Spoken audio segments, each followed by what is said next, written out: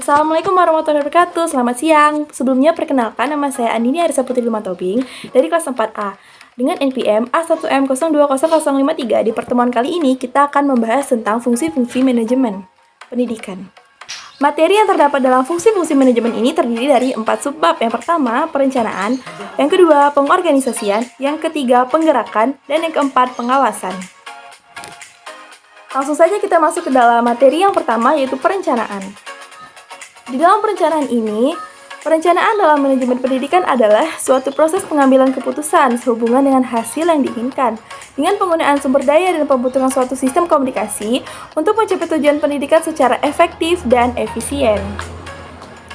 Langkah-langkahnya. Nah, di sini terdapat langkah-langkah perencanaan dalam manajemen. Yang pertama, itu mendefinisikan permasalahan perencanaan pendidikan. Yang kedua, analisis bidang telaah permasalahan perencanaan. Yang ketiga, mengevaluasi rencana. Dan yang keempat, terdapat memantau pelaksanaan rencana dan umpan balik bagi perencana. Yang pertama ada mendefinisikan permasalahan perencanaan pendidikan. Gambaran dan rumusan batasan permasalahan pendidikan itu sangat penting dan strategis, karena setiap kegiatan yang akan dirumuskan dalam proses perencanaan harus diarahkan dalam kerangka pemecahan masalah dulu.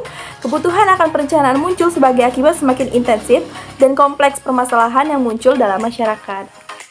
Selanjutnya ada analisis bidang telaah permasalahan perencanaan. Adapun langkah-langkah dalam menganalisisnya, yang pertama yaitu mempelajari bidang telaah dan sistem-sistem sub-bidang yang akan ditelaah. Yang kedua, mengumpulkan data dan mengolah data permasalahan yang ada di masa depan. Selanjutnya, mengevaluasi rencana. Evaluasi rencana dapat dikatakan sebagai kegiatan penilaian berkaitan dengan kemajuan atau perkembangan dan penemuan penyimpangan-penyimpangan dalam pelaksanaan suatu rencana. Penilaian yang dilakukan juga bermanfaat untuk melihat rangkaian kegiatan dalam proses perencanaan itu nanti. Yang terakhir ada memantau pelaksanaan rencana dan umpan balik bagi perencana.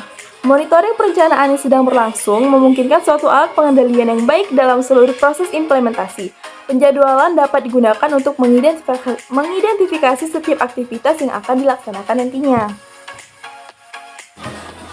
Yang kedua ada pengorganisasian. Di materi pengorganisasian ini, pengorganisasian dalam manajemen pendidikan adalah menyusun apa saja sih yang akan dibutuhkan oleh lembaga pendidikan. Pengorganisasian diartikan sebagai kegiatan pembagian tugas-tugas pada orang yang terlibat dalam kerjasama yang berada di dalam lingkungan sekolah. Fungsi pengorganisasian dalam manajemen sangat penting karena dapat membantu mewujudkan struktur organisasi yang sangat jelas, dapat mendeskripsikan tugas setiap bidang atau bagian dalam organisasi secara jelas. Sebagai wewenang dan tanggung jawab dalam organisasi menjadi lebih jelas. Yang selanjutnya itu ada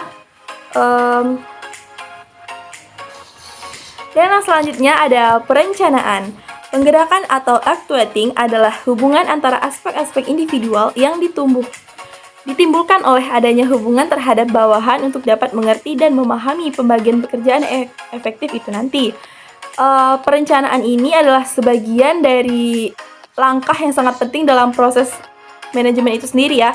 Berbeda dengan ketiga fungsi lain seperti planning, organizing, controlling, actuating dianggap sebagai intisari dari manajemen pendidikan itu sendiri karena secara khusus berhubungan dengan orang-orang. Itu menurut Baharudin 2010 halaman 106. Yang selanjutnya ada pengawasan dalam proses penentuan apa yang akan dicapai nanti berkaitan dengan standar apa yang sedang dihasilkan. Penilaian pelaksanaan atau performansi serta bilangan perlu diambil tindakan korektif dari pengawasan ini ya. Ini yang memungkinkan pelaksanaan dapat berjalan sesuai rencana, yakni sesuai dengan standar yang akan diharapkan nantinya. Tujuan pengawasan menurut konsep sistem adalah sesuatu yang membantu mempertahankan hasil atau output. Output yang sesuai dengan syarat-syarat sistem itu.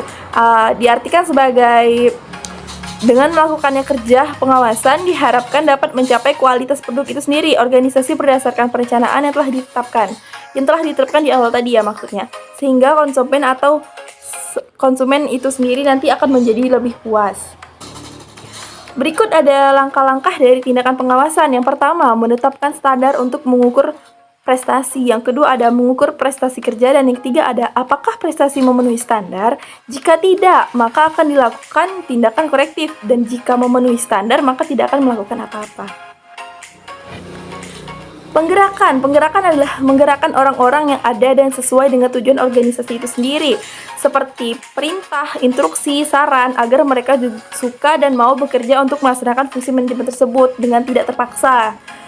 Tujuan-tujuan lain yang sudah ditetapkan dengan efektif dan efisien.